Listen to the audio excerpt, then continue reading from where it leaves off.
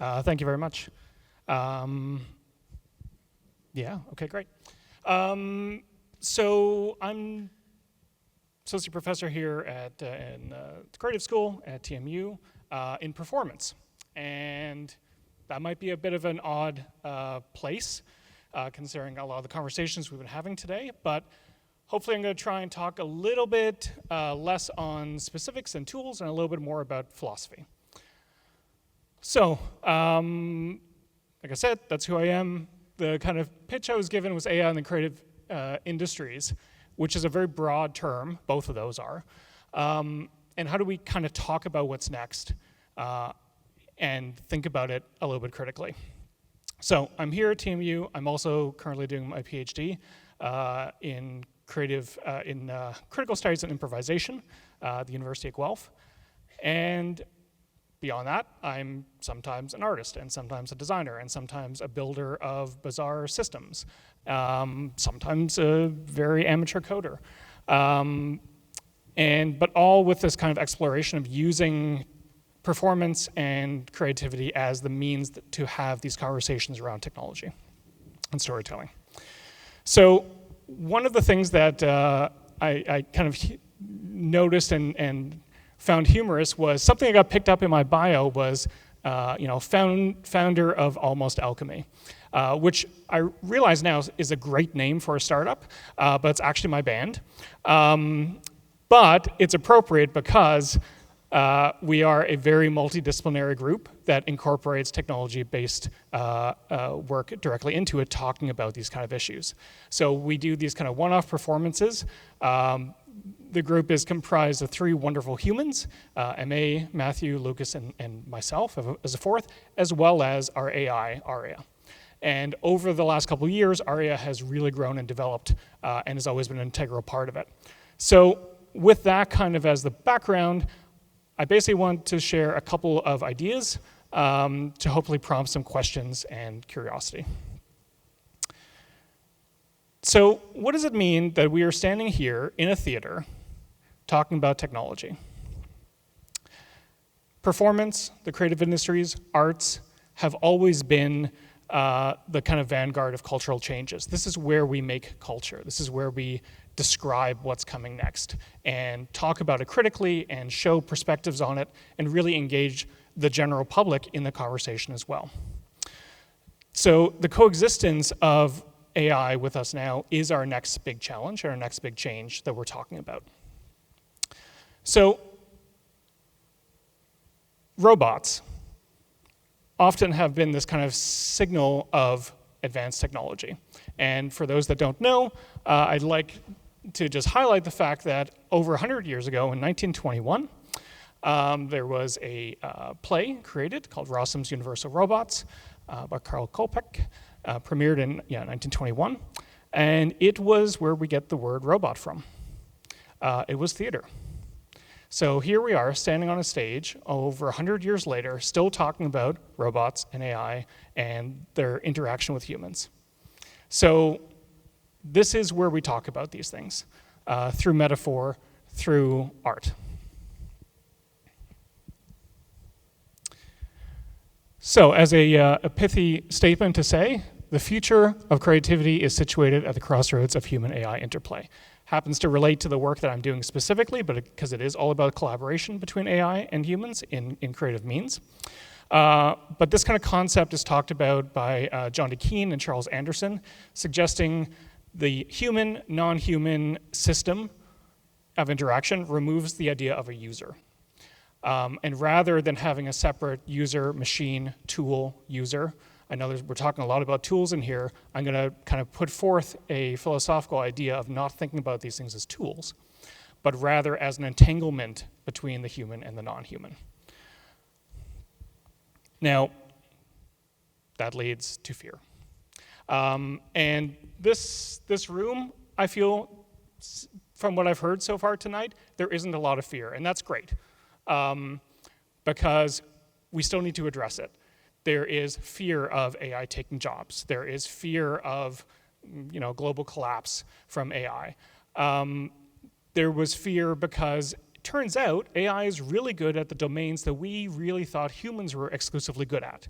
visual art, music, writing, poetry, right? All of a sudden, what we thought the jobs that would be automated away first are not those ones, but they're actually the creative fields. So this is a crisis. Feels like a crisis in the creative industries. We also know that a lot of the companies that are behind this are, of course, looking for profit. There's lots of lawsuits, there's lots of things going on right now, especially in the music world. And we can hope that there is some truth to when they say they're not just motivated by profit, they're trying to actually help and change the world. But regardless of that, nothing of this is going to be stopped with a lawsuit, right? We will accept and move on and say, how do we actually coexist? How do we share these new narratives? So I have 3 ideas to propose.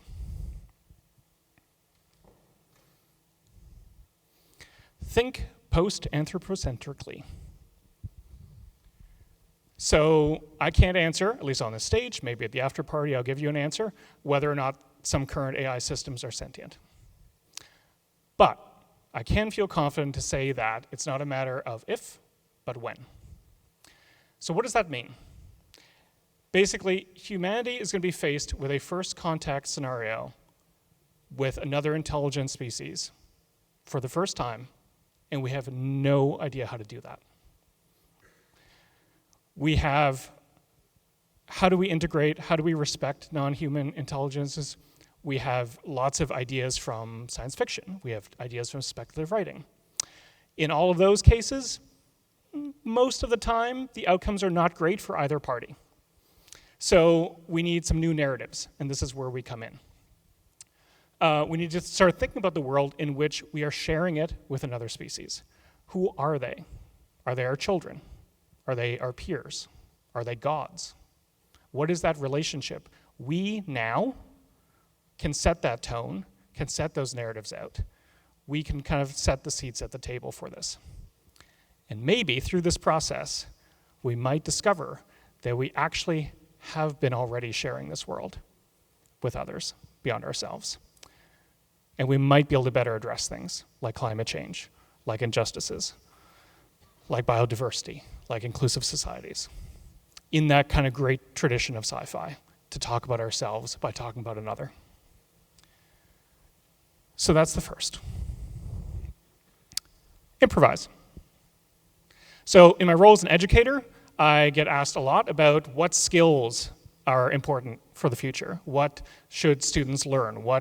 How do you get a job in this kind of the next phase of technology? And I don't really think there's a point in predicting that. I'm not going to pretend to say that learn this thing, not this thing. Rather, I emphasize what I consider to be the most important aspects of any kind of education, of any kind of training: learning critical thinking, learning to learn, and learning to adapt. And that openness and flexibility allows us to improvise, to adapt to these situations, but this takes practice. This is not something that you can just do the first time you're asked to it. You have to keep trying it. And again, this is a room of a lot of startup founders. A lot of founders have done this many times. You've had to improvise in business. Great. You already have that tool set, and so that's what we can teach the next generation. Might be this technology, but really it's that adaptability and flexibility. It's not just about quick thinking. It's about being present. It's about listening actively and responding authentically. And these skills allow you to kind of manage this negative uncertainty, to collaborate, and to find solutions to problems that we don't even know are problems yet. And lastly, share with curiosity, create with curiosity, and share with empathy. So the creative industries, performance, arts, design, these are the avenues that we can put our ideas into culture, right? We can explain ideas, we can show examples, we can show paths using metaphor. And our ways of creating are, of course, always changing, and collaborating with AI now, that kind of mechanism has changed. There isn't, I feel, something intrinsic to a human-generated creation that makes it any different in communicating ideas. And we got to continue that collaboration and explore. So that's the curiosity part, but we also need to share out with that empathy, with the empathy that people are afraid. with the empathy that people haven't spent the same time thinking about this as we may have already. The empathy of putting out narratives that are not doom and gloom, but also don't sound like just corporate speak. About engaging, about connecting with people. And again, that's where performance, that's where the arts do this well, I would say. So when we share these creations with empathy, we're inviting others to engage with these very complex ideas in accessible ways. And then that engagement will hopefully lead to questions, solutions, and other things that we may not have even thought of yet ourselves. And expanding that kind of pool of people that are part of that conversation. Share those hard questions. Show that there are many, many voices that have answers and may not have been asked for their answers. So, that's me. Please connect if you want to talk about more of the role of AI and stuff in kind of the creative industries. And I'll just say, hey, if you got something with a lot of funding and you're like, hey, how do we think about these things? Come talk to me. I'm happy to consult. I spent 2 years in the Valley before coming up here. I get it. So anyway, thank you, and happy to answer any questions for as long as I have.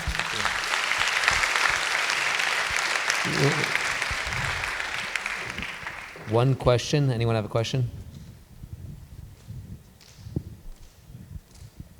There's one right up in front. Can we get it, guys? Hello. Sorry. Hi, my name's Rob. I had to write notes during that talk. It was so good, just so that I could keep this question on track. So it's less a question maybe and more just an observation and something I'd like your input on. So philosophical debate, I think, is really important as we head towards this kind of new world and head towards post-labor and what that means. And I think for a group of people like this to have discussions about the impact that this technology will have is really, really important. Much more important than what are we going to do with it tomorrow is what is it going to do to us over the next 5 to 10 years. I find human exceptionalism is rife at the moment. So people are kind of downplaying the importance of AI and they're playing up the sort of power of humans. And I find this in the creative industries quite a lot, where rather than talk about the fact that we have unleashed the most powerful creative individual on the industry, people talk about plagiarism and the fact that it's just copying others' work, which it just isn't doing.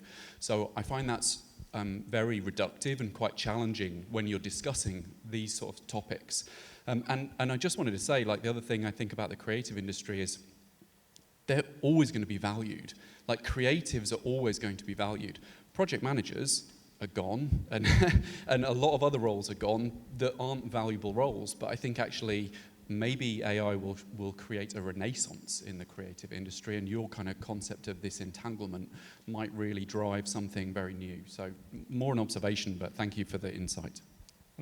Thank you for your comments. Absolutely. So, hey, how are you?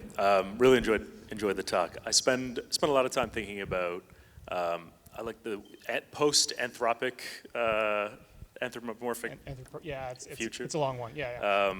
So we're building AI principle instead of an agent. We call it an autonomous social creature, and I think a lot about what does it look like when AI, our peers, our professional relationships with AI. We're already having a lot of personal relationships with AI.